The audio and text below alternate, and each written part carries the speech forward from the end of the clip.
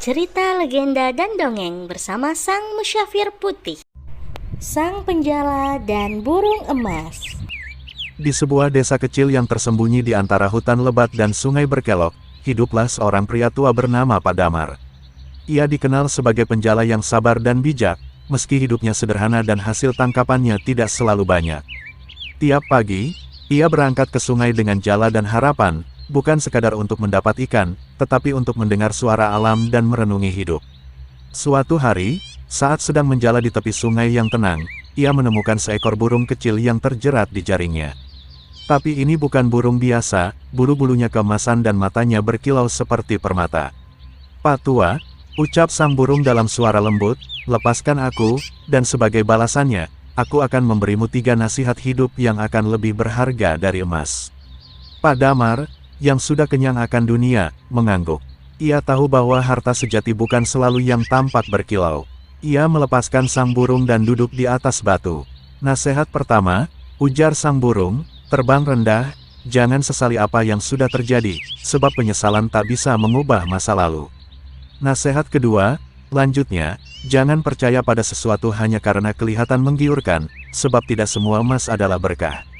Nasihat ketiga," katanya sambil terbang semakin tinggi, "dan yang paling penting, jangan cepat menyebarkan cerita jika kau belum memahami seluruh kebenarannya." Pak Damar mengangguk, namun belum memahami sepenuhnya.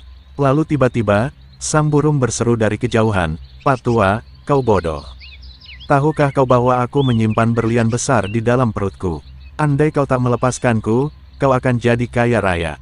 Pak Damar terpana. Sejenak hatinya terguncang. Ia hampir menyesali keputusannya. Tapi kemudian ia tertawa pelan dan berkata sendiri, "Kalau aku menyesalinya, aku melanggar nasihat pertama. Kalau aku percaya pada kata-katanya tanpa bukti, aku melanggar nasihat kedua. Dan kalau aku menceritakan ini pada warga desa dengan marah dan kecewa, aku melanggar nasihat ketiga." Ajaib, burung itu mengujiku dengan kata-katanya sendiri. Ia pun pulang ke desanya, lebih ringan dan damai. Setiap hari ia menceritakan dongeng itu bukan untuk menakuti atau membuat orang kaya, tapi untuk menunjukkan bahwa kadang yang terlihat menggoda bisa menjebak, dan bahwa kebijaksanaan sering datang dari pilihan-pilihan kecil dalam hidup. Dan begitulah, Pak Damar meninggalkan warisan bukan berupa harta, tetapi cerita yang membentuk cara hidup warganya.